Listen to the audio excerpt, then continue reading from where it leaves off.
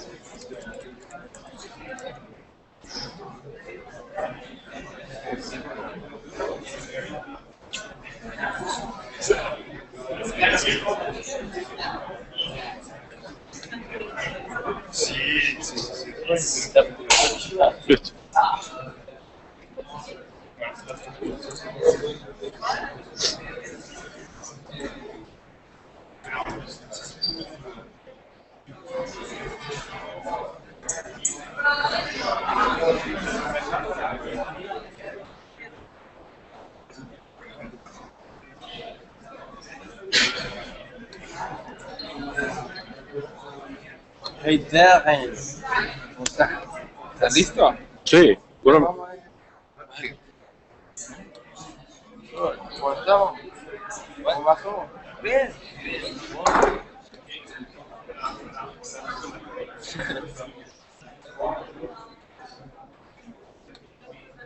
¿Qué vas a presentar? no estoy. All right, good evening, guys. Welcome to the Bitcoin Meetup. My name is Darren Camas, co-founder of Workforce Me. Basically, today we have people probably from all ranges of knowledge and usage levels of Bitcoin. You've probably heard a lot about it in the press recently. You may have questions: what is Bitcoin? What can you do with it? The technology behind it. We have a couple experts.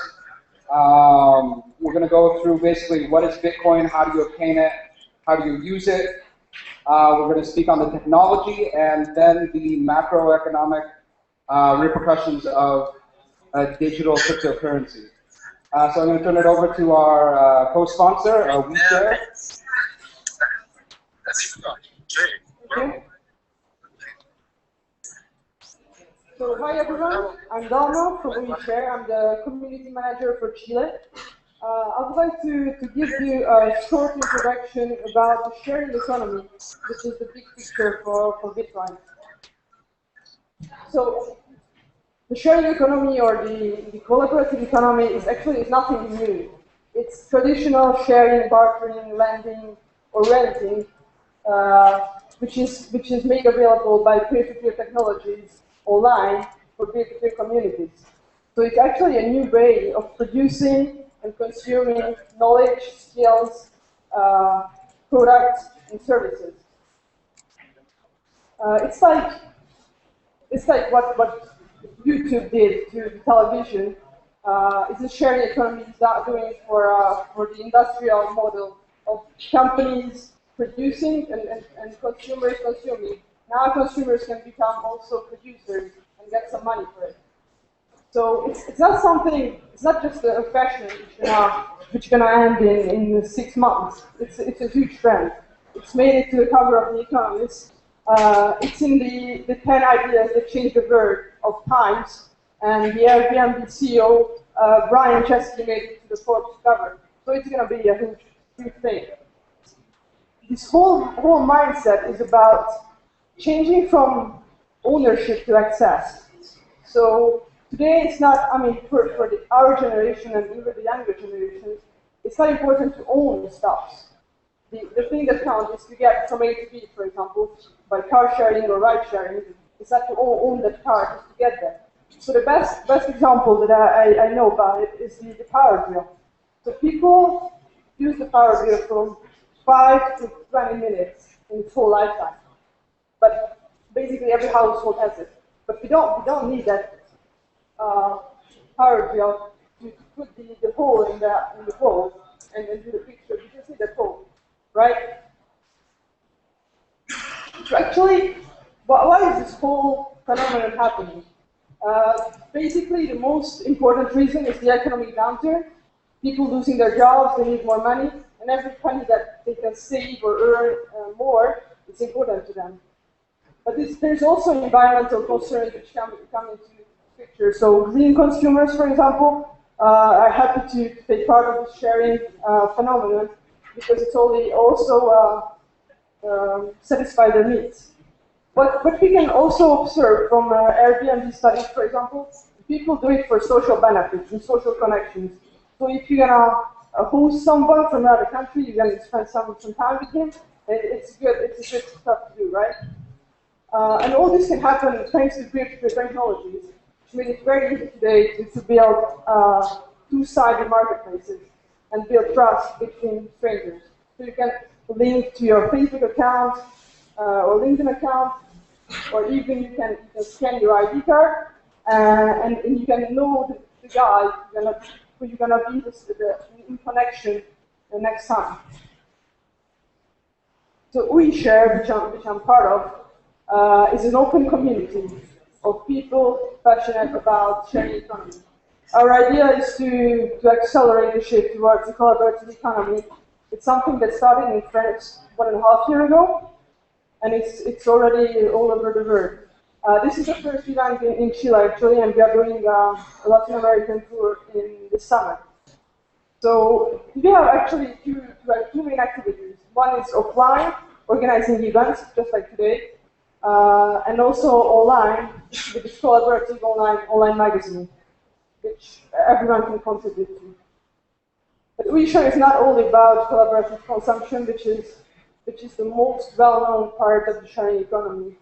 Just like Airbnb or EatFit, and you can share a meal, or Zipcar for car sharing, where I can also mention Lyft for ride sharing.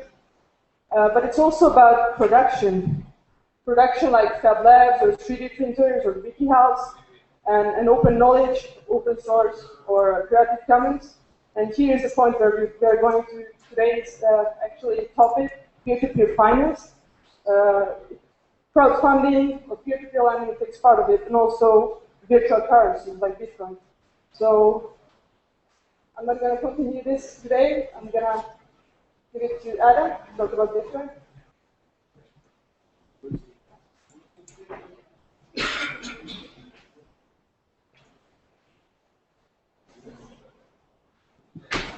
Hi everyone, thanks for coming tonight. My name is Adam Stradling. I was the co-founder and former COO of TradeHill. Can I get a show of hands of people who know of TradeHill or heard of it in the past? 5, 6 people. Okay. I'll get to that on the next slide. I've been working in startups for about 2 years. I'm part of a Boston-based startup called Uday. We started 1.5 years ago, and it's currently being sold for $10 million. I'm working with Darren here on Workforce Not Me, and we're part of Chile startup generation 6.2. And then I have a small recruiting business that's in banking and finance, and I've been in banking and finance for about 5 years. So TradeHill launched in June 2011. We launched when Bitcoin was around $3 or $4. And they called us the first professional Bitcoin company. And we had 40,000 users in our first 90 days. We processed tens of millions of transactions in the first 90 days, so over $30 million. There was a lot of news about us. It was the very, very beginning of Bitcoin. It's extremely controversial. There's a lot of doubt surrounding it. As you know, right now in the US, there's been a lot of big VCs that have come in and funded Bitcoin companies now. So it's really starting to get kind of mainstream adoption. And during our initial funding round, we raised over $500,000. We also got Bitcoin.com. So we had to shut down due to regulation. Later on that year, California passed laws that classified virtual currencies. And it's interesting, it just came out, I don't know, a few months ago, that a lot of the people involved with virtual currencies, Facebook, Coinbase, CoinLab, not just Bitcoin, but other virtual currencies are now being sued because they just went along and kept essentially breaking these laws rather than complying. And there was a few companies that shut down at that time. We were one of them. So TradeHill did relaunch on March 18th, 2013. My partner who founded with me is in San Francisco, and he just relaunched it. It's doing really well, and they relaunched it at a great time, too, right before it went up to 260. I'm still an equity holder in it, and I'll tell you why I didn't rejoin it in a moment. So, what is Bitcoin? All of your money nowadays is really just data in a database. So the Federal Reserve creates it in their database. They send it over to the banks. They keep it in their database, and then it just circles around the economy. I might do it fast. Well, so same thing with credit cards. So this is all just one big ledger. So when one bank tells another bank money is moving around, there's a trust involved with that. And what Bitcoin does is it takes the trust out of that. It takes the database, puts it in the cloud. So it's basically money in the cloud. It's a ledger in the cloud. So it decreases your trust, and these banks, there's very high barriers to entry to that. To start a bank, there's a lot of regulation. And that's one of the main reasons, because it requires trust for these databases to talk to each other now. So if this database is peer-to-peer, it's in the cloud, it can't be manipulated, you can have double spends, and all the accounting is public, and the technology is open source, and communicates via peer-to-peer network. So what is it good for? It's basically a way to send money anywhere in the world without any intermediaries, almost instantly and for zero fees. So it's the most simple, fundamental way to think of why it's useful. It has other features. So the IBAN system is currently what's used for that. It's expensive. It can be 3 to 5 days. Takes multiple banks. Western Union, same things. And the entire payments market is extremely fragmented right now. So this creates consolidation, and it allows for you to move around all those intermediaries. One of the other aspects is it's designed to be like gold, so there's a fixed amount of it, and it's becoming a store of wealth. So we have people from Argentina who are watching right now, and this is streaming to them, and they've become very big Bitcoin fans because they have problems with their currency. And so people are looking at it as a store of wealth. And right now, the pricing is truly based on supply and demand via the exchanges. So it's only worth what people are willing to pay for it. Who's using it? There's 2.5 billion unbanked people in the world. This is why WordPress, one of the top 25 sites in the world, decided to accept it, because a lot of people don't have credit cards, a lot of people don't have bank accounts. And so because of that, they were able to create blogs for the first time. Again, no trusted third party in the network they trust, we said. So instead of God we trust and the network we trust, there's no disputes. Did you send the money? These things happen all the time. It's all public. It's all in the Block Explorer, which you may or may not know about. He'll explain more. There's no chargebacks. So a big part of the credit card companies is handling fraud and mediating chargebacks. Well, this is like cash. So when you send it to somebody, it goes there, and you can't get it back unless they send it back to you. And there's advantages to that. It opens up opportunities for microtransactions. So how do you send someone $1 nowadays? It's not very efficient. It's not very affordable. And then gambling, this is an industry that's been plagued with issues with banks and regulations. And so a lot of the major gambling sites are offshore right now, but they have 2 to 3 levels of payment providers that are necessary. And so Bitcoin is rapidly being adopted by them. And one of the top 25 largest gambling sites in the world just started accepting Bitcoin. And then it is pseudo-anonymous. People say it's anonymous, but I would call it pseudo-anonymous for various reasons. And so it allows a lot of privacy, which has more or less benefits depending on what you're doing. So I think that is everything. I've included some resources for people to go and find out more. And we're also announcing today that we are starting a company here in Chile called CoinForce, and we're going to be providing a variety of Bitcoin services here and across the region. And my co-founder and CEO is Philippe here, who's going to speak about the technology. We have somebody who's not with us right now. His name is Jake Lumberg, who's going to be here this weekend. And he's currently at Credit Suisse in New York as an equity analyst. So he comes from a financial background also. And we are open to speaking with people. We're looking for front and back end developers, people to work on marketing, biz dev, and we'll speak with investors. So I welcome you to come up and introduce yourself and tell me about why you're interested in Bitcoin. Thank you.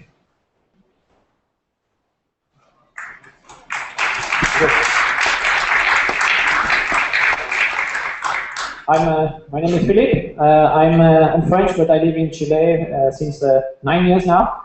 I'm a software engineer and also a PhD student in cryptology. And well, the reason why I'm here is that I've become addicted to this thing called Bitcoin.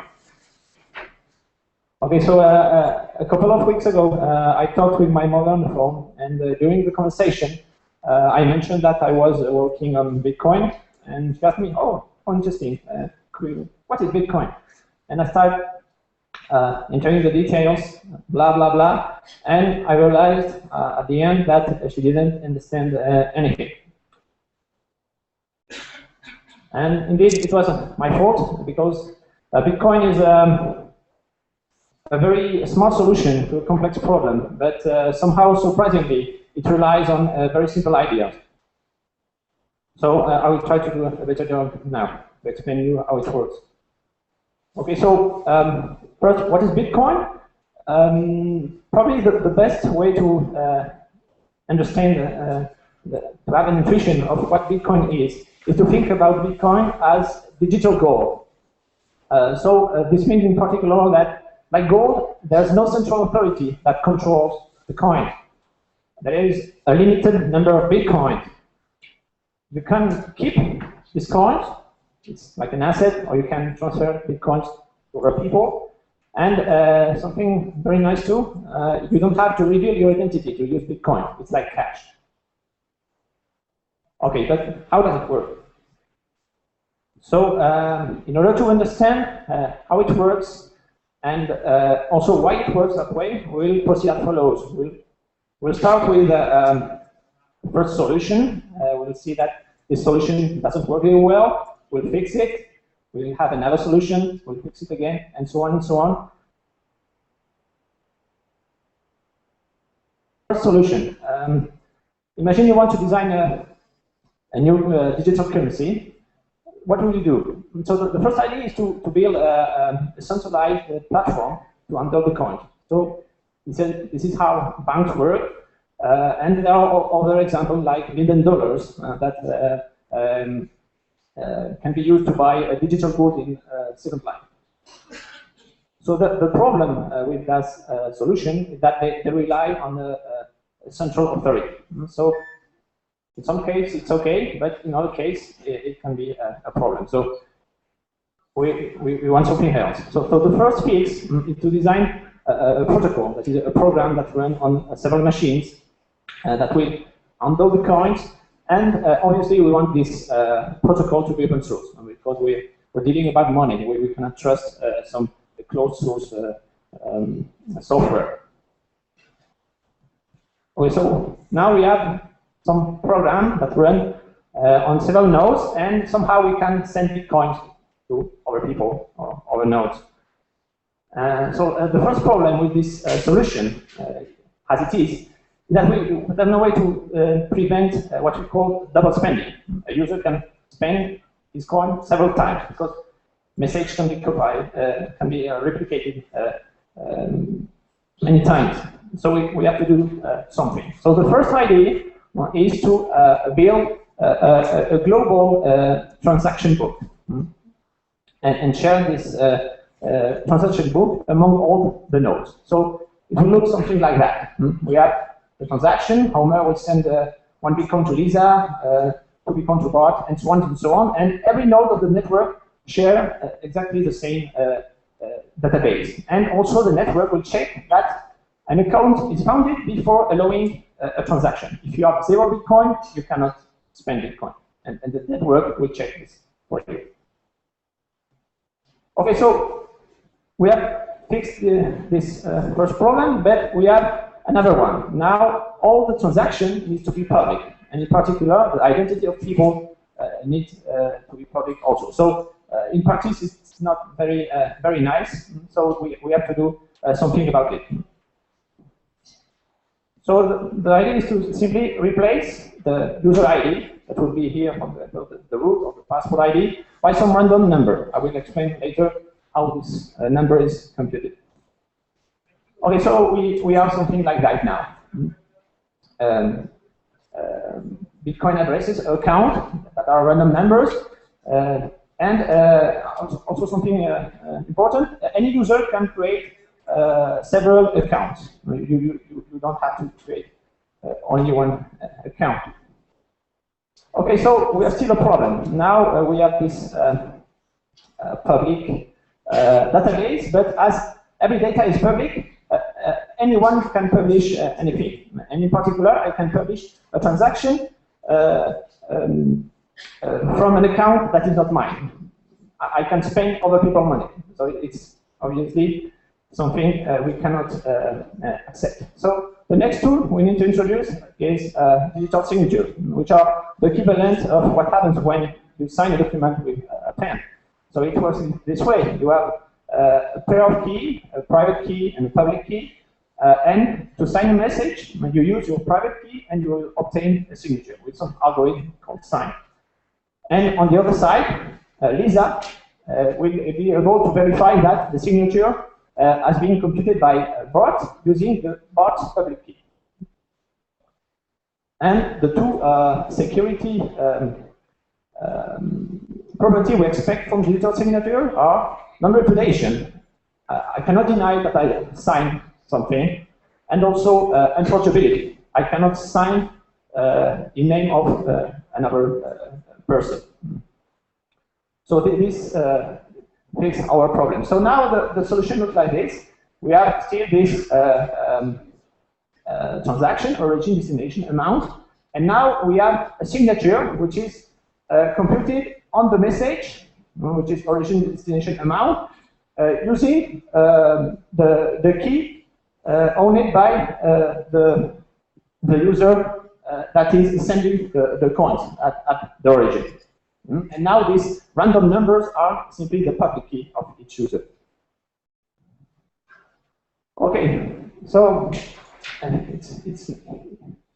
it's it's going well, but we have still some problem. Until now, we are assuming that every node is running the correct protocol. But what if some node start to publish a wrong history of the transaction? You can collect the transaction, delete some transaction, invert the order, and so on and so on. And, well, things get a bit more complicated, so I will assume for a while that your mover is not your mover, but instead Shafik Vassar, a very famous computer scientist that won recently the Turing Award. Okay, I'm exaggerating a bit, but things become interesting from now. Okay, so the new tool we need to introduce is hash function. Basically, what hash function do is to convert a huge input into a short output, and that this allows you basically to manipulate big objects using short strings, but without losing security. And there are two security properties. The first one is that these hash functions are one-way. That is, if I give you the input, it's easy to compute the output.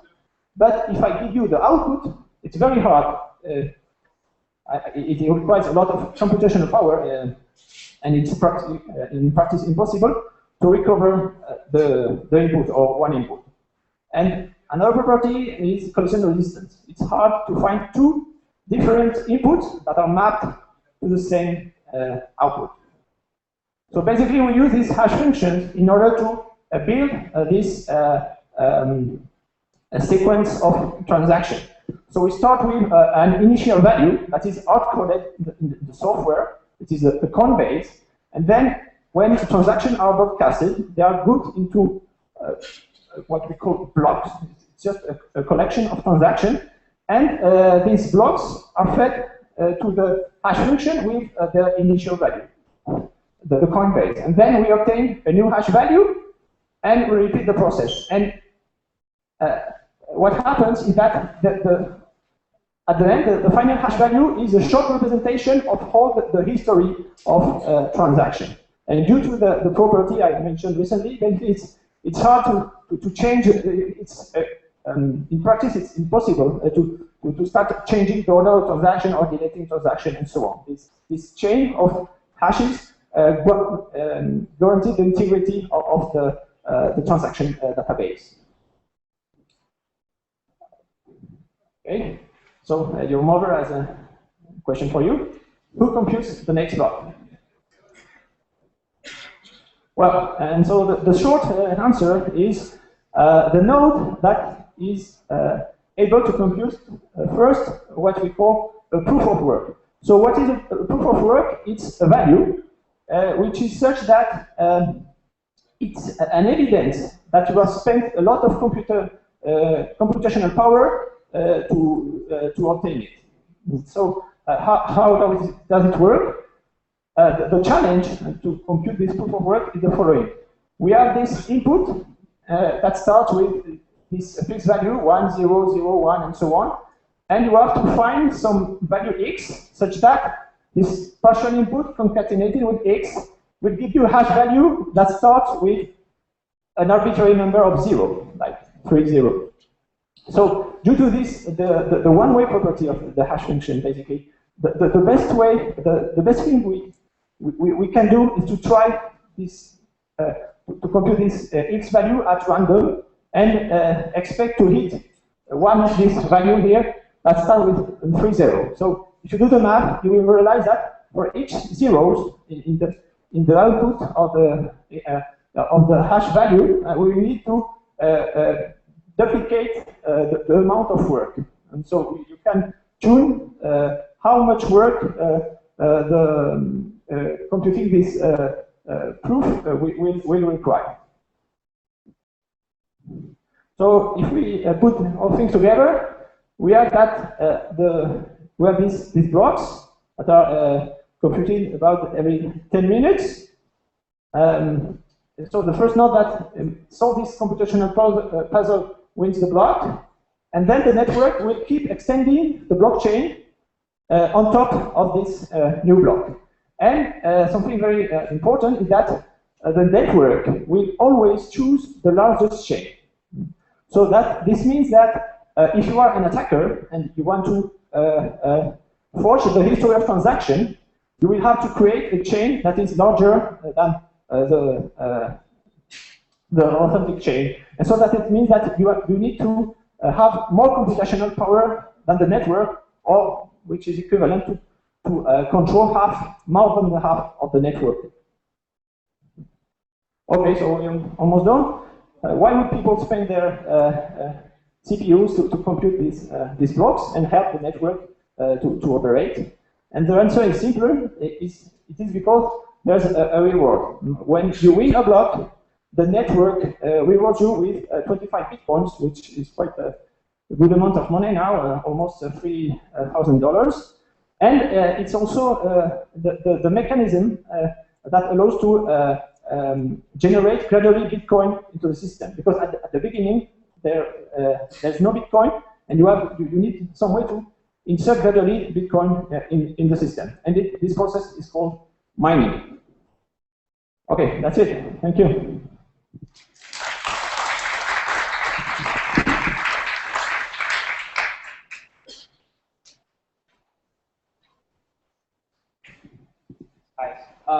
I'm going to talk a bit more about the greater financial implications of using Bitcoin in our economy, how it affects the global macroeconomy, and whether it's good for us to use and whether it can become a mainstream currency at some point of time. Okay. So to understand how Bitcoin will affect the economy, it's very important to understand how the current currency has evolved into what we have today. As you know, we had the barter system before, much simpler, easier times. One guy gives chicken, the other gets apples or something else. But there was a problem with this. You do not always exchange the same value of products. So that's why the commodity currency came into being, which was basically precious metals. And also, you must know that in prison, cigarettes act as commodities because people think it's valuable. It's about what people think is valuable is used as a currency. After that, we had the representative currency, where because it was difficult to exchange gold all the time, there were pieces of paper which had information on what amount of precious metals you're exchanging. And then we have the current currency that we have.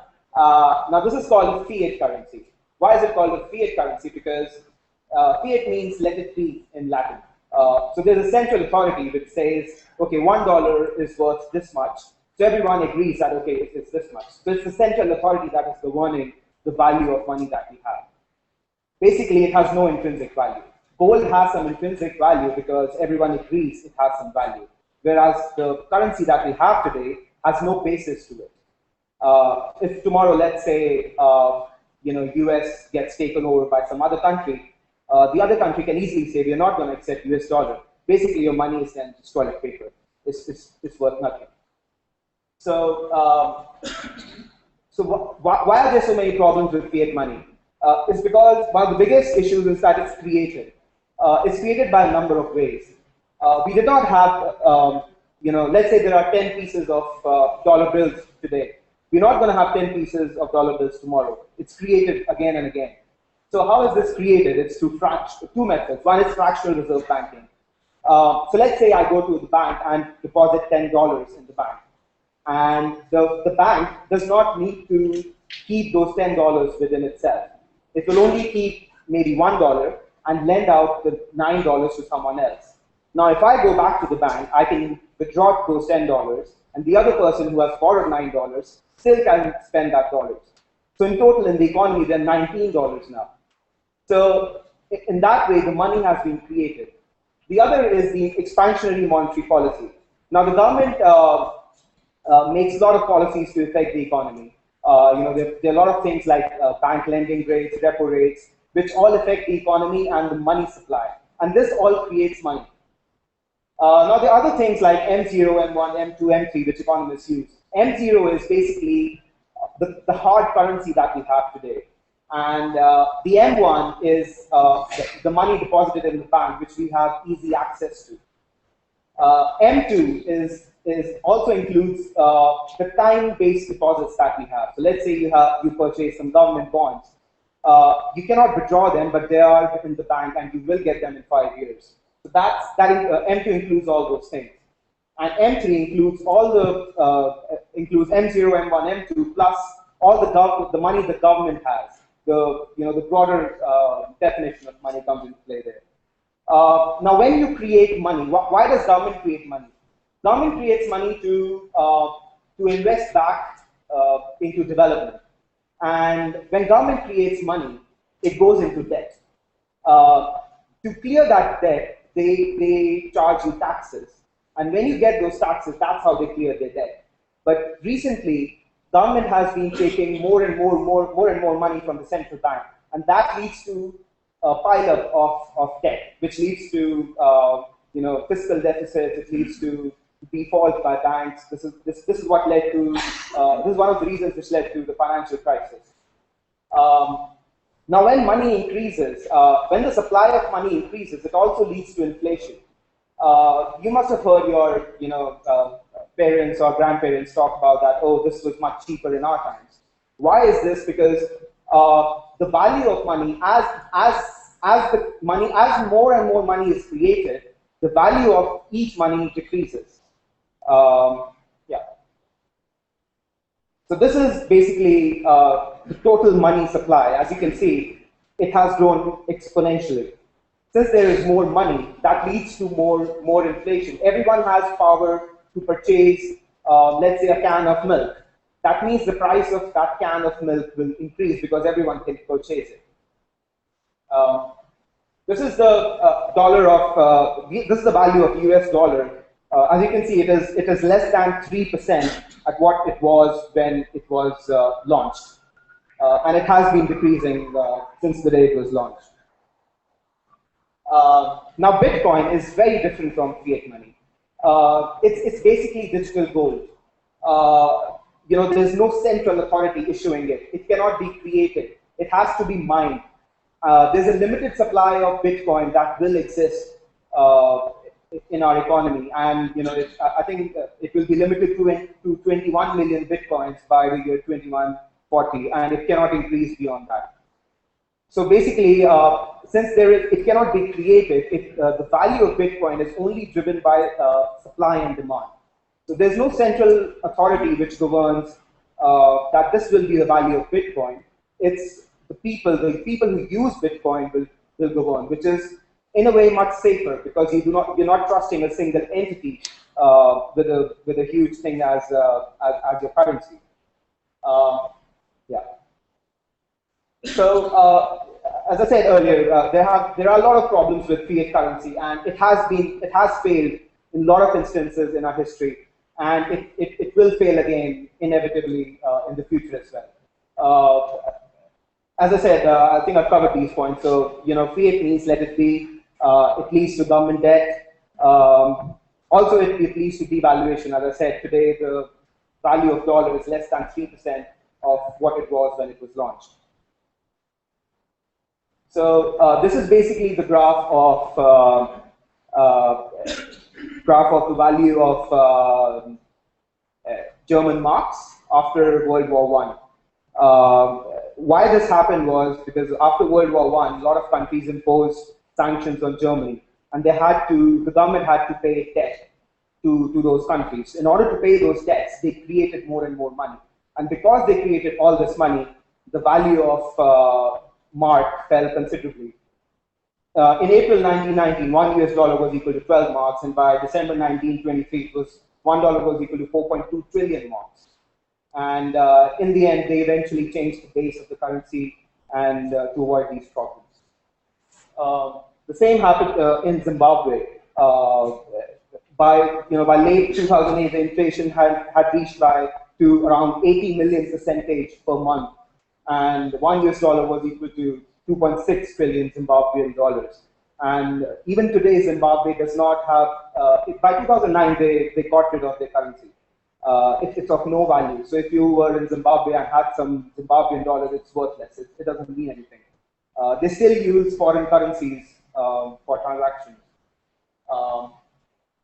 And it's not just other countries, like even developed countries. Eurozone crisis has been going on, and in Cyprus, the government is planning to freeze the bank accounts of is planning to freeze the uninsured bank accounts.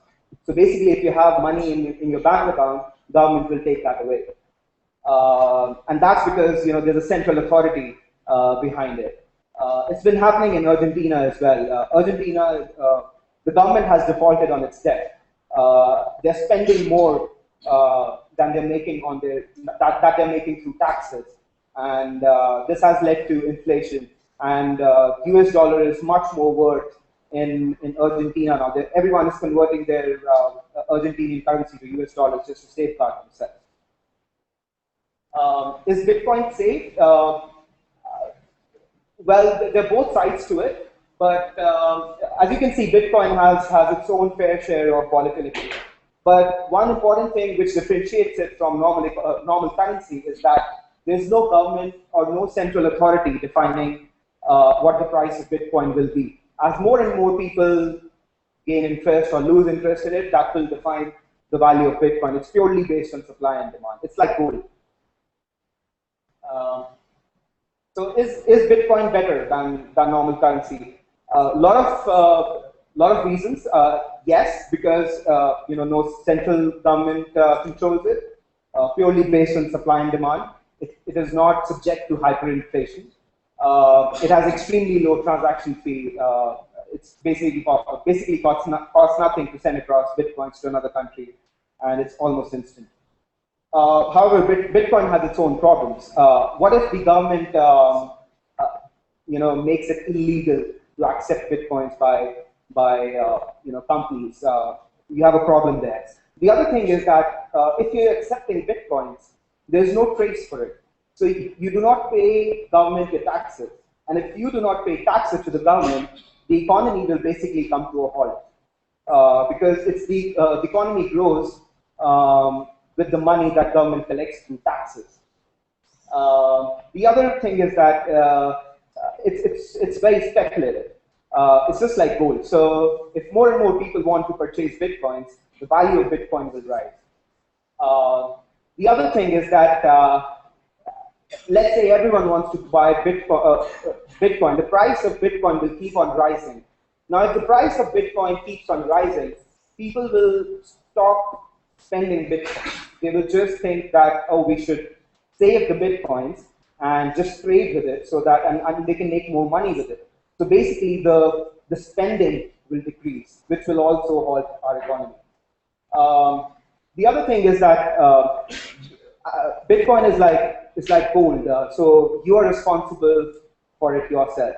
So if you cannot outsource the security of it to someone else, like you do with banks. So let's say you have a laptop and that with bitcoins in it, and it gets stolen. There is no way to get it back. So basically, the trust with the currency has been shifted from the government to one's own self. Can we take the questions here? Yeah, as I said, it's not traceable.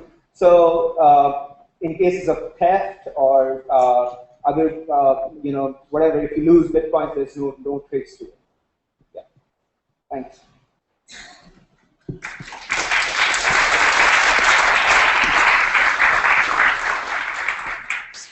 All right, guys, I'm sure there's 0 questions, so we're going to open it up to Q&A. You guys want to stand up here? Philippe, Adam, Uday, if you have a specific question that you want to address to a specific member, let me know. If you have a question, why don't you come up to the mic?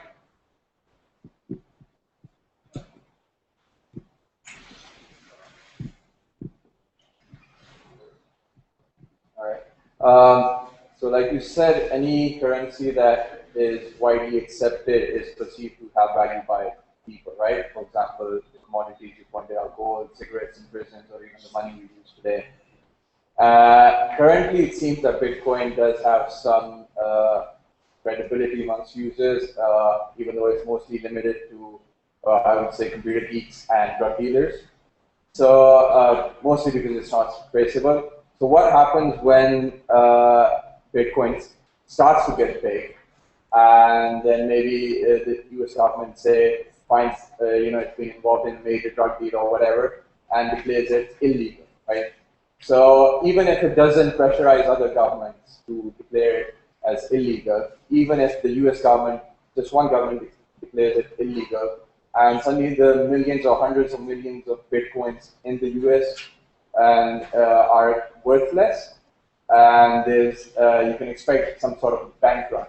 You can expect that credibility to erode. So what happens then? Is the dream over? As I mentioned earlier, that is one of the big issues with Bitcoin becoming a mainstream currency. What if the government bans it? It's the first point. So in those cases, I think it's very difficult for a lot of central authorities to take that decision. Let's say let's say the US government does that. You can still, people in other countries would still be willing to take Bitcoin.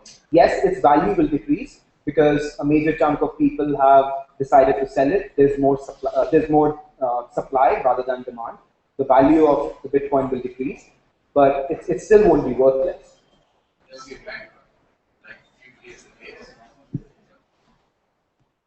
How will that be bankrupt? If it's still worth something. Like in the US, like if they say, all right, nobody's going to transfer in Bitcoin, all that Bitcoin. You can ban people from accepting Bitcoins, but you cannot ban people from. You can ban people from. You can ban companies. You can ban people from paying taxes on their Bitcoin. Yeah. So you can ban. So that's one of the problems with Bitcoin that I mentioned, that you cannot pay the tax. So you can ban companies which are accepting Bitcoins, but personal transactions cannot be banned. Because it's unfixable.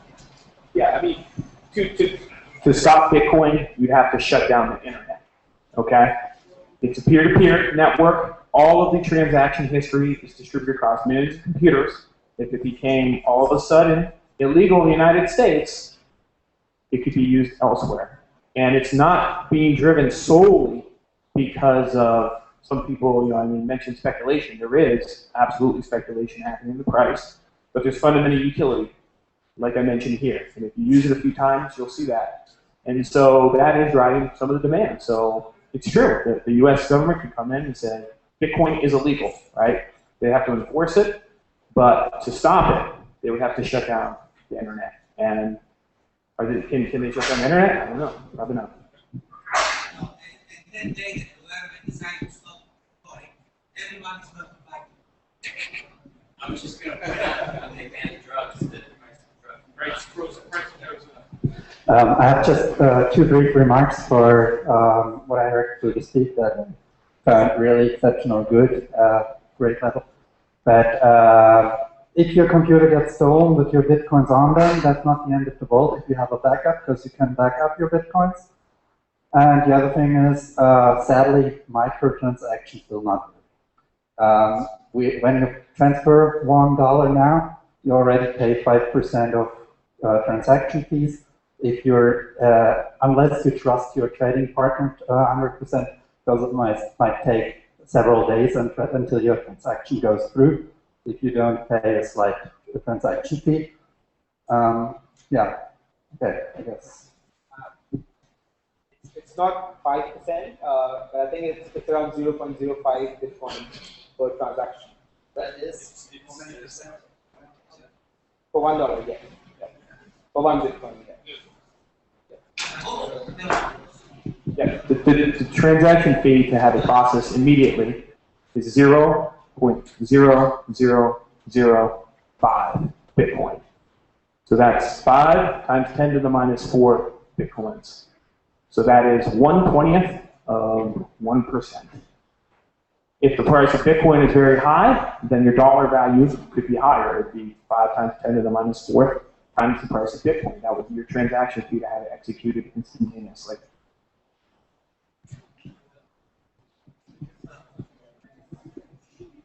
Actually, now you've just said that, that's maybe thinking another question, which is where does the money go? Where does that, like, 0.0005 or whatever percent, who does that go to?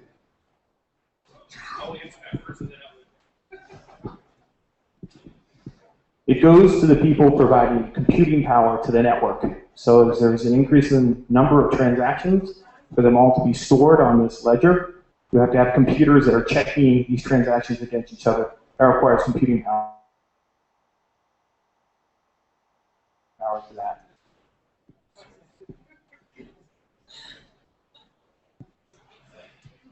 One more thing real quick. I was hoping you could tell us a bit more about actually your company and what you're doing here in Chile. And I'm not really sure what you're actually doing with Bitcoin. You didn't really explain it. So I'd like to hear a bit more about that.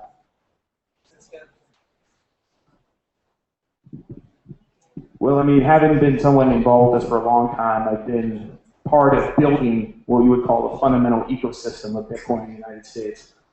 You know, we were doing we were changing more Bitcoin at the time than maybe 2 or 3 other companies. And so here in Chile, our initial product is going to be very simple. It's going to allow you to buy and sell Bitcoins instantaneously using local Chilean pesos, either through a direct bank transfer or through WebPay. So currently, you would have to do it using local coins or a few other services. And with our service, you'll be able to buy and sell instantaneously. And that does not exist here right now. However, it does exist in the developed markets, what I would call the developed markets, in the current ecosystem that is predominantly in the United States, the EU, and Russia. So we are coming you guys with cash and like right? Yeah, you got some money right now? Or send you Bitcoins and change. It won't be there's 2 things. You can think of an exchanger as. It depends on how you define exchanger. You can think of an exchanger that somebody gives you money, any type of cash, you give them Bitcoins back. Yes, at that point in time. But typically, when you talk about exchange in the Bitcoin ecosystem, you're talking about more trading platforms, MPDocs, TradeHill, where they operate similar to like the New York Stock Exchange with stocks where you have an order book, you have market orders, limit orders, etc. In this case, we're just changing on the spot right there. So you could come, give us cash, we take it, we buy the Bitcoin, we'll give you the Bitcoins right then. It's more efficient to use your bank account and faster because then you don't have to see us in person. But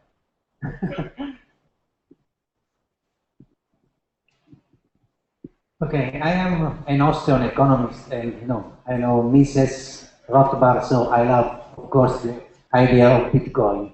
My point is why I should buy Bitcoin and not gold.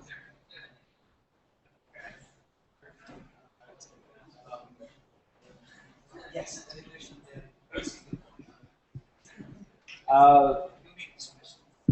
I would, if you're looking for personal recommendation, I would still suggest to invest in gold rather than Bitcoin. I have my own reasons, as I mentioned. So Bitcoin has its own positives and negatives, and as with anything else which has 2 sides to the coin, someone will prefer one side to it, and the other half will choose the other side of the coin. So there's no right answer to it, whether you should invest in gold rather than Bitcoin. Yeah.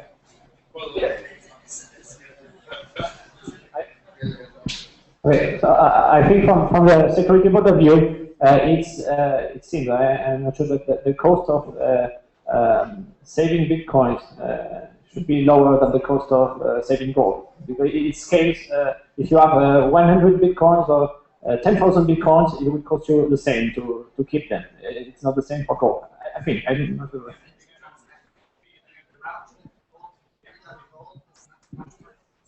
So it depends on what your investment objectives are. For example, you cannot, well, it's very difficult for you to take your wealth in gold and take it from, say, Italy to Switzerland. You have to go through customs, and they might find your gold in the bottom of your car, which happened with about $10 million of gold, or roughly not that much. With Bitcoin, I can put that on a USB drive, and I can walk straight through. Or I can memorize a private key and access the wallet from the cloud. Nothing else allows you to do that. So it depends on your objectives on what. I agree with you saying that, of course, for me, Bitcoin is much more better than paper dollars or any fiat money because we know what the central government and central bank are doing with money. So just as you mentioned, quantitative easing, they are just, you know, the world is just full of paper money. One day, I don't know what's really going on with hyperinflation. So Bitcoin is a lot better of fiat money. But then, I don't know if you know the theorem of regression, the regression theory of money of Mises.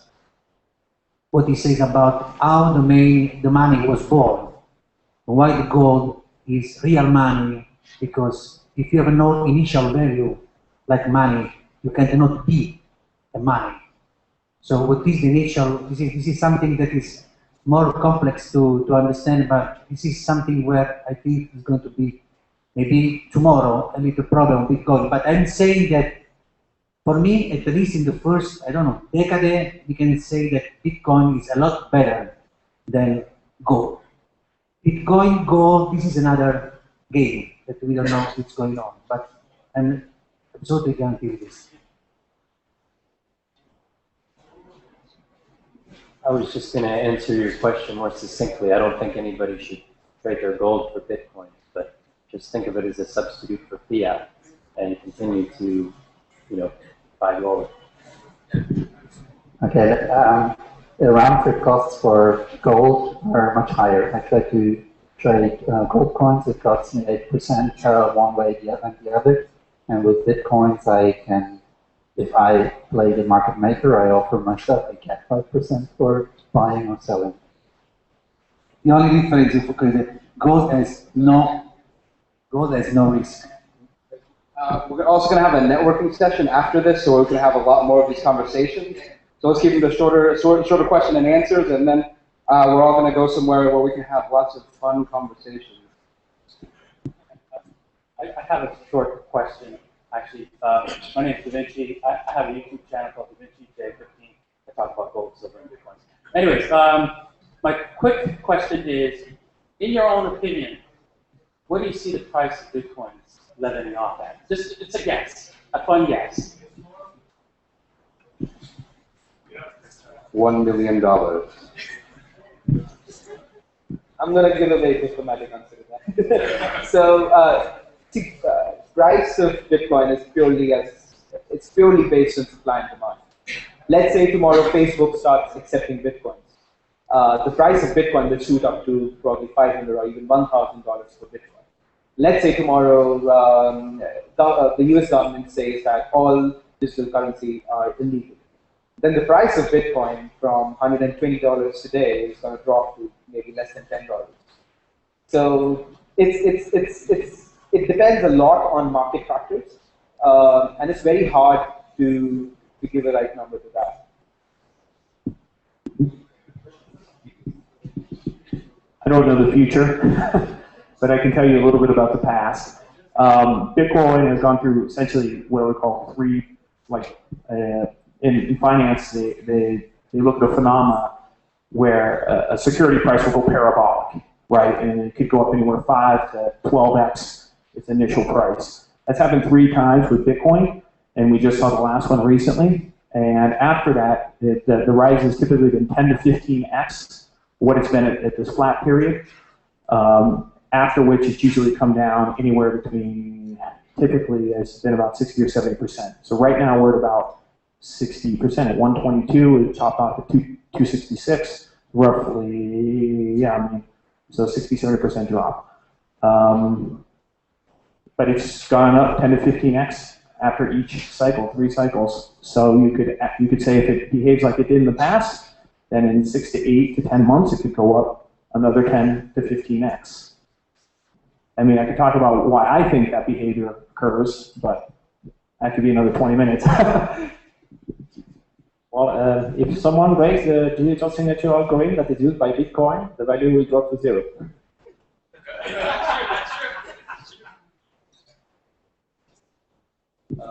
This is the first time I hear about Bitcoin. I still don't understand how convertible is money, is Bitcoin. I mean, how easy is to go to buy Bitcoin and then sell.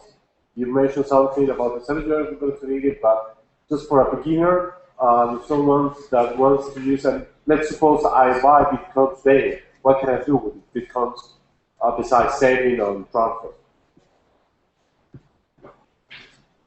Actually, answer this. I used to run business development on TradeHill, so I speak like a normal person. I mean, basically, it's a twofold question, and even its fundamental value is tied to adoption. So what can you do with Bitcoins? You can have Bitcoins, only Bitcoins. You can buy in Bitcoin and sell in Bitcoin. A lot of where the question I think you're tying into is how do you get from Bitcoin to fiat or fiat to Bitcoin? And you can do that through a local exchanger. You can do it through a large exchange. You can mine Bitcoins. You can basically do an energy conversion to power the network and get a monetary reward. And basically, I mean, one of the big things, and what actually the guys at CoinForce are trying to do, is bring about more wide-scale adoption. Basically, the more people that accept Bitcoins, the more you can use your Bitcoins to buy and sell for goods. And the more people that do that, the more people that will buy them. The more people that buy them, it's on more computers that basically share this network. So the fundamental value will go up, but it's basically tied to adoption.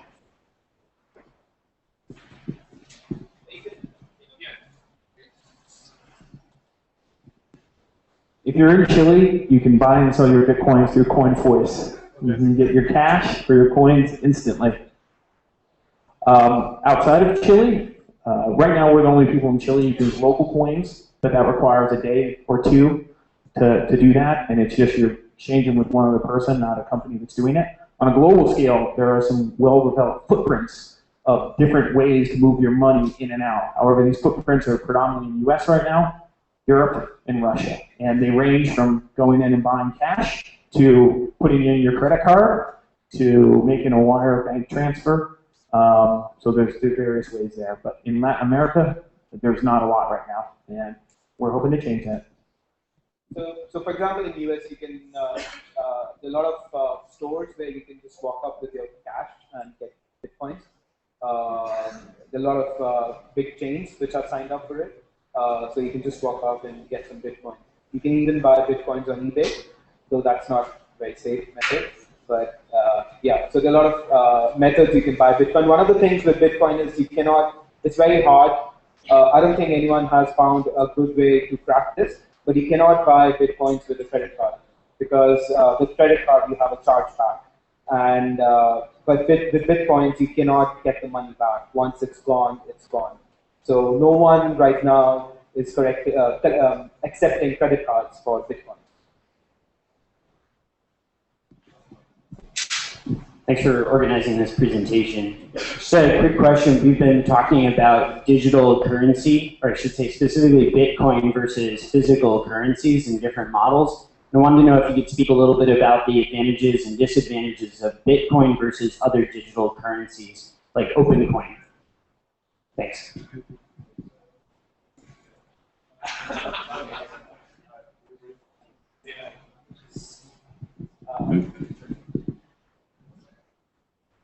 So, you know, the virtual currency space is in a lot of ways is not new.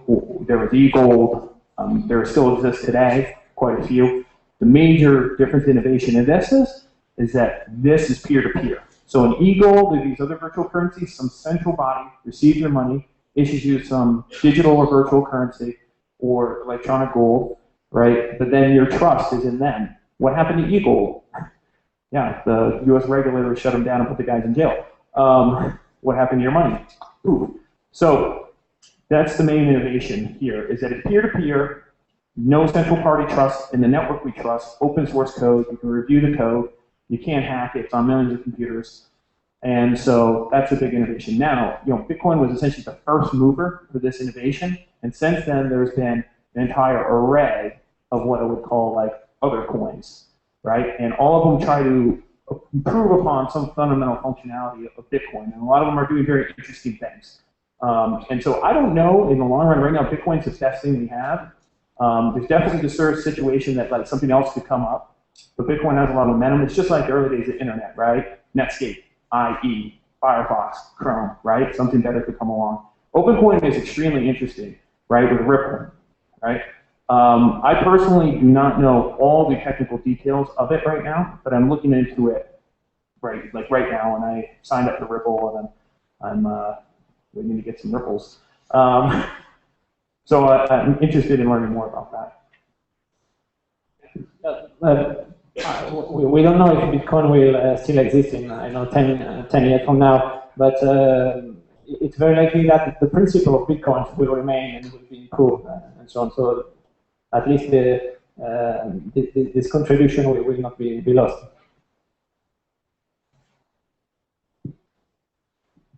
Yeah, hi, Steve. My name. So you used the analogy of gold. So I'm wondering, how does Bitcoin get mined? And secondly, what about insider trading? So if I'm an executive of Facebook and we're about to use Bitcoin, then I can buy up Bitcoin at a lower price, and then as soon as it's announced, Bitcoin goes way up. So is within the network, is there some mechanism to deal with insider trading?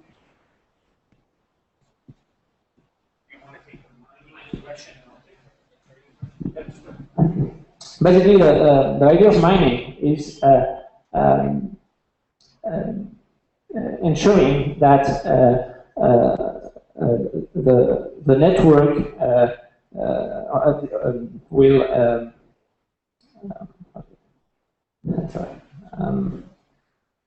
basically what happens with mining is that it forces a potential attacker to have more computational power than all the network. And the problem that arises is that this process that involves a lot of computational power is expensive, and that's why it is rewarded with some bitcoins. And what will happen in the future is that this reward will go down, but there will still be these transaction fees, and at the same time, probably the Bitcoin value will still go up. So it will still be a good business to mine coins. I don't know if I answered the question.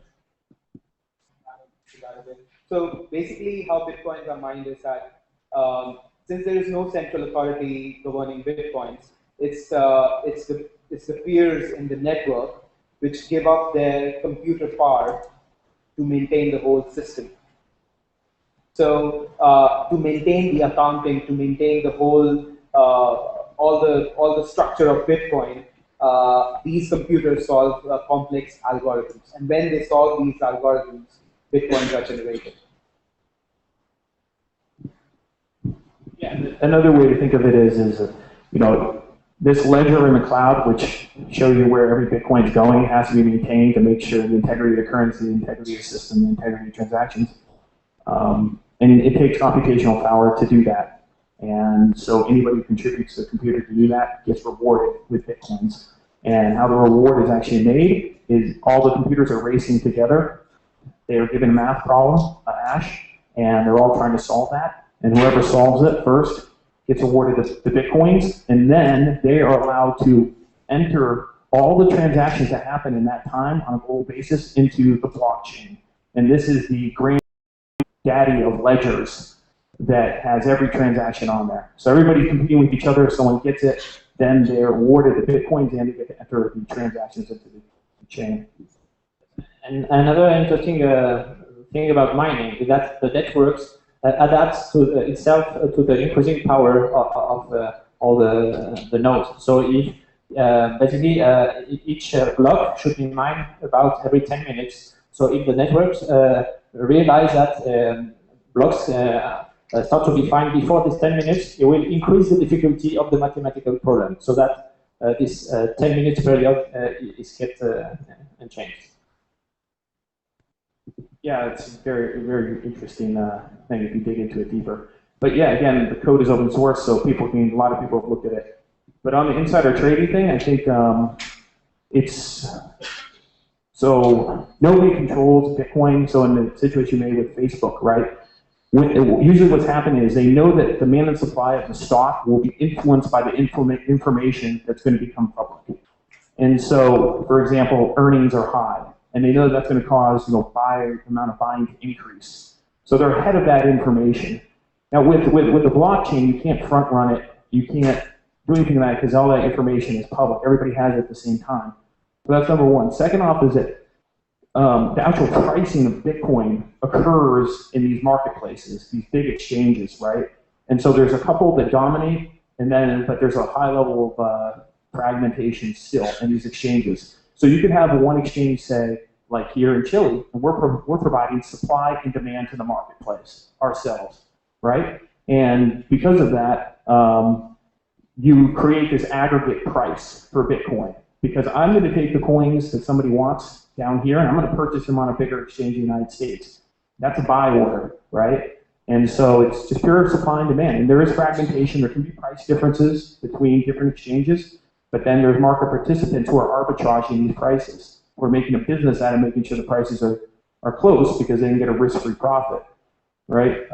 So there is a possibility as an exchange operator to potentially front run, because for example, if you saw a whole bunch of people depositing money, right, you know they're going to buy Bitcoin with it, so it's possible that you could do that. But the arbitrage people are also going to make the prices very close.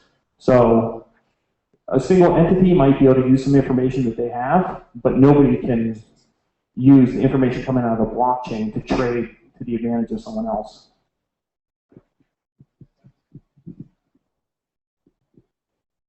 Other questions?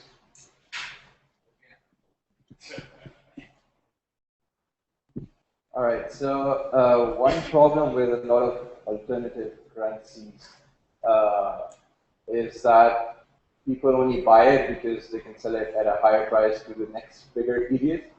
So it seems, the graph you showed of Bitcoin prices, seems that the same thing might be happening with Bitcoin. It definitely is on the more speculative side. So do you think that the volatility could be the very thing that's holding back more traditional companies to actually adopt it? And could it be the thing that eventually kills it as well?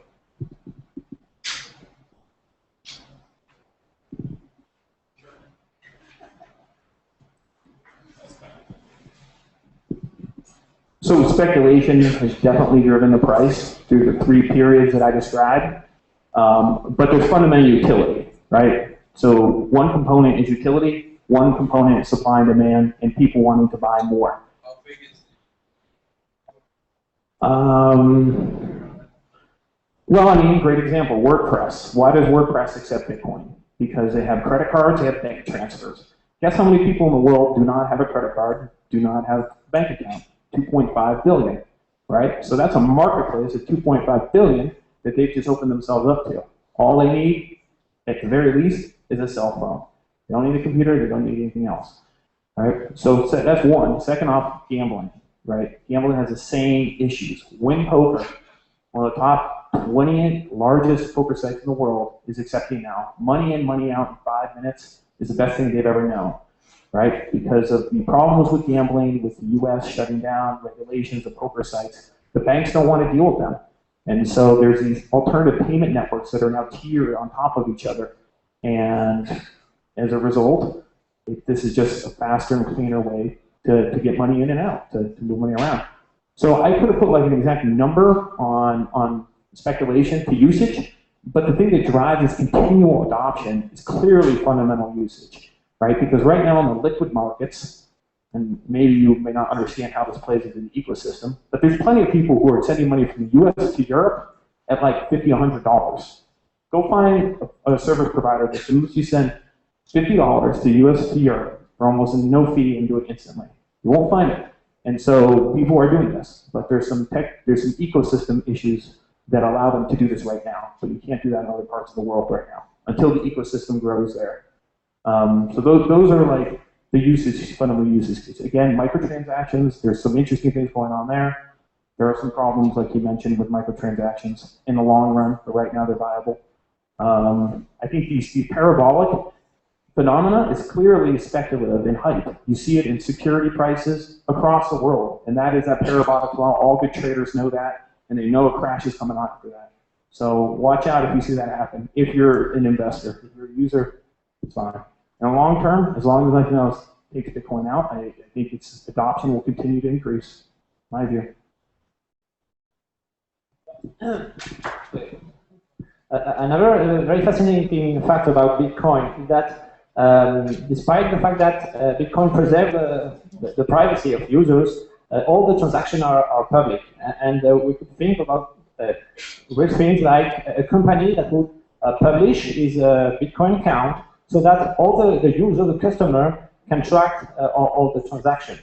So Bitcoin also opens new paths to innovate and help think of new ways to do business. One interesting application I don't think is happening yet with it. Right now, there's a lot of money spent with Big Four accounting firms and everybody to audit the banks. How much money do they really have? Are they creating it? What's going on? It's a black hole. How much derivatives, etc. If every bank worked on Bitcoin, there would be no question. You could just add up every single address that they have, every single transaction that came in there, and all the auditors wouldn't have jobs anymore. But we're a little far off from that. As you guys can see, there's a lot of strong opinions one way or another.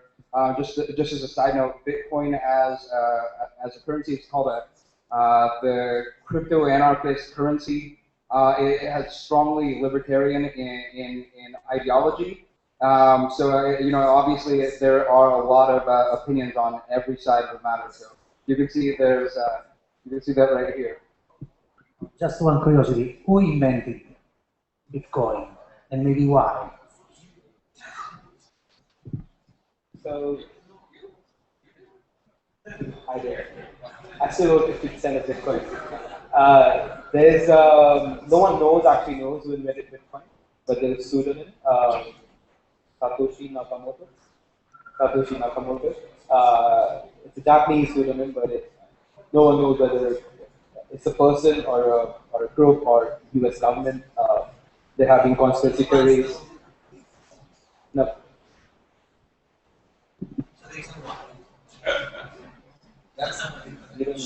Well, there is an answer to why, because there are a lot of problems with Also, if you guys want to check out, I think Dalma published it on the Facebook event and also on OuiShare page. There's an interesting counter argument about the early adopters holding a large percentage of Bitcoins, and what could be seen as an entrepreneurial sense, like getting basically early equity and being a large stakeholder. And as the value increases, so does your share. So, other questions? I have a quick question. I actually traded with TradeHill back in the early days. And so I heard it was a problem with Goa or something, and you had a cash flow issue, but you came out good at the end. My question is about how legal is it to make an exchange? Like here in Chile, do you charge people boletas for the fee of the service you give to acquire the chip?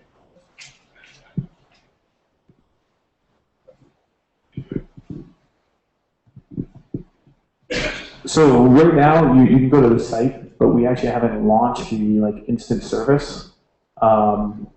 We're finishing building it now. So far, our research has indicated here in Chile that there's no specific regulation for virtual currencies. Now, there's some clear definitions. In fact, it was just in the United States on March 18, 2013, that they actually classified Bitcoin, because it's not really a commodity, although it's modeled like gold. It's not a physical asset. It's not a currency because it's not created by a central body or a government. And so it really kind of operated for its first 3 years in this gray area in the United States. And so, however, now, as of this year, they've came out and said that Bitcoin and for various virtual currencies are classified as this. And if you want to have this business, you must be licensed as this. If you want to have this business, you must be licensed as this. And then it's moving into this territory of financial regulation. Here in Chile right now, our initial research has indicated that there are no regulations for the buying and selling of virtual currencies.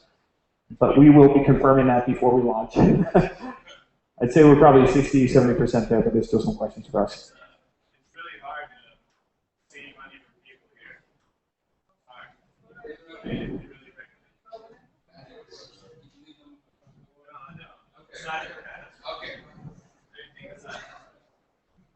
Yeah. Yeah. So I don't know much about laws in Chile, but in US or UK, the which takes this ecosystem into account. And but there have been discussions within the government to do something about it, because there are a lot of problems which can be associated with it. As you say, there's problems with drug trafficking, there's money laundering, taxation, all these problems. So government is taking steps, and hopefully there are laws which help promote Bitcoin and remove the cons of it rather than completely banning it.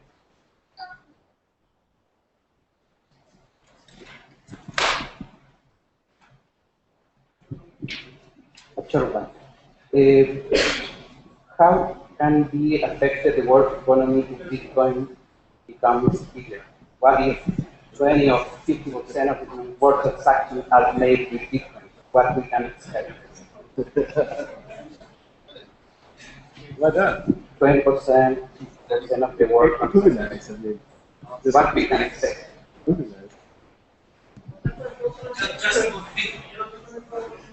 Sorry.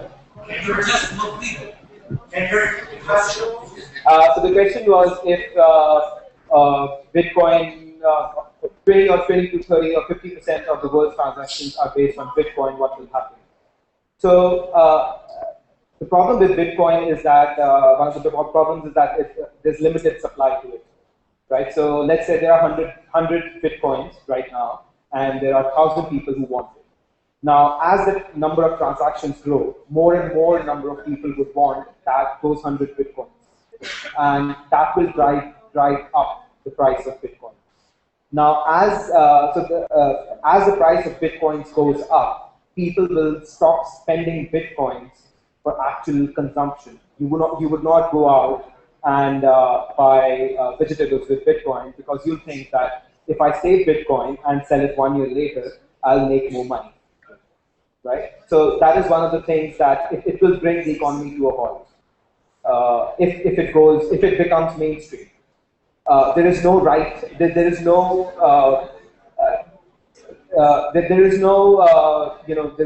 I cannot define a cliff to it. At what point that can happen, but that is one of the problems with it.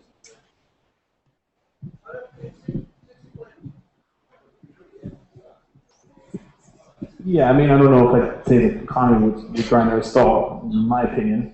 I mean, gold, so there's a big question about the deflationary currency problem. And I personally am not an expert there, and I don't know all the ins and outs, so I can't say in 20 years from now the deflationary currency is going to be better than the inflationary one. But what I can say is that if in terms of what you were talking about price and where Bitcoin could go, daily turnover for 4x in USD is $5 trillion.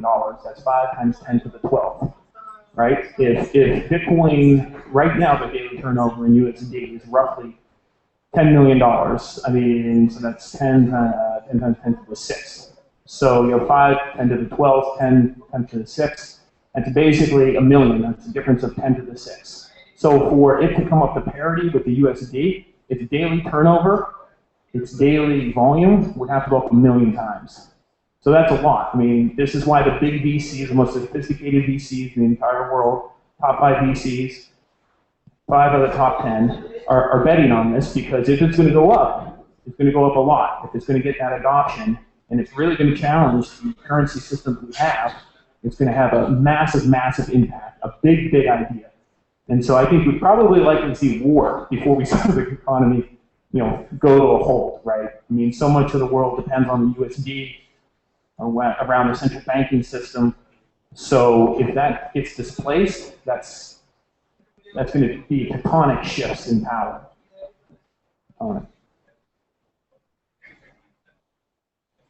So hopefully there'll be ways in the future where you can tax your income made through Bitcoin, because that is taxing people is very important for the society to grow.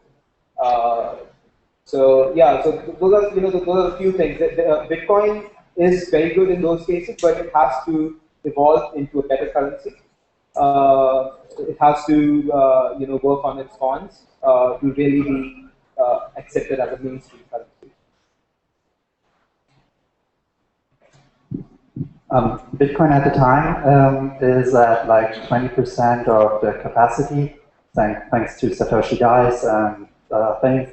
Can it grow 1 million times in its turnover in terms of counted transactions? What do you think will happen? Will it lead to a centralization? Will the technology change to a software that cannot run on a commodity? Or do you think the development of commodity hardware will keep up with the speed of Bitcoin adoption?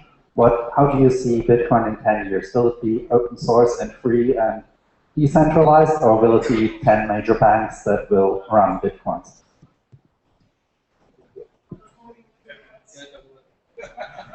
Well, obviously, I don't know what will happen in 10 years with Bitcoin and with the economy and so on. But yes, things that seem reasonable is that first Bitcoin will evolve and it will improve, and that another thing that should reasonably happen is that we will see many more variants and clones of Bitcoin appear, and we have a market of currency, and this currency will compete, this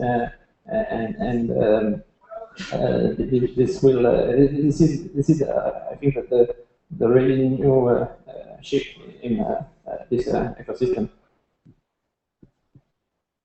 Regarding the computer power you were talking about, so since it's a peer-to-peer currency, let's say the number of transactions multiplies by 1 million. So the number of peers or users of Bitcoin will also increase. And why? Currently, the blockchain is 7 gigabyte, or maybe it's already 8 gigabyte. So if you have 8 times a million, so 8 terabytes accumulating per year in 4 years from now, I doubt that great parts of the world will run a full Bitcoin client. Mining pools will be very centralized. So if there's some government action against Bitcoin, they can shut down the 3 remaining mining pools. Solo mining will allow you to mine 10 million worth block every once in 10 years or something. So nobody will do solo mining either. So what will happen then? Will the central banks, each of them, run a mining pool, or how does that work? I have no idea, and I don't think anyone has. You cannot really say how the future will turn out, and yeah. Same Satoshi, supposedly inventor of Bitcoin, said that Bitcoin is an experiment. So we got it. All right, guys, I think it's time that we close this down. One more question. Yeah. What happens to the price of Bitcoin when another currency that isn't bound in its supply but has the same utility becomes available? If you replace that, you move from one currency to another. Because the value of currency isn't the same as the value of commodity, which is scarcity. The value of currency is a number of factors that change support.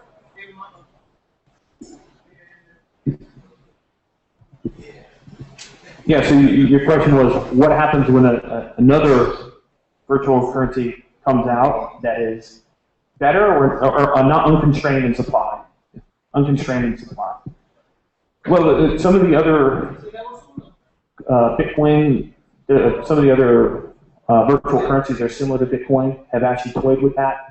So, for instance, Freecoin has an ever-increasing supply of Bitcoin that continues to be mined. And then, of course, then there's another one, I forgot forgot which one, but it's fixed at 80 million, so rather than 21.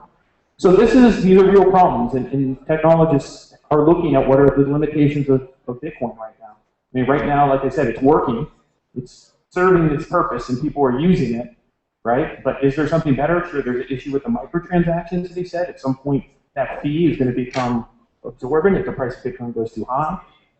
Mining in the long term, I mean, we're definitely not at a capacity point where we're gonna have issues right now, but sure, in the long term, that's something that's been brought up. So, it is an experiment right now. It's revolutionary. It works, but can it be improved? Absolutely, and people are trying to do that. So keep your eyes out. I mean, what I think right now is Bitcoin has so much momentum that even if an incumbent comes up, it's going to take 3 to 5 years for adoption for that to implement, and under a decentralization regime or ideology, right? So. All right, guys, thanks for coming. I'd like to thank the speakers right here.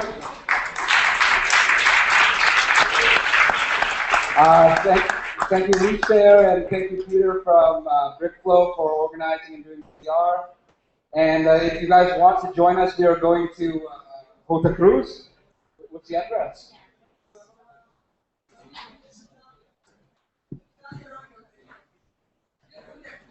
We'll go to there together. So if you guys want to go, just come up here and we'll walk as a group. Thank you, guys.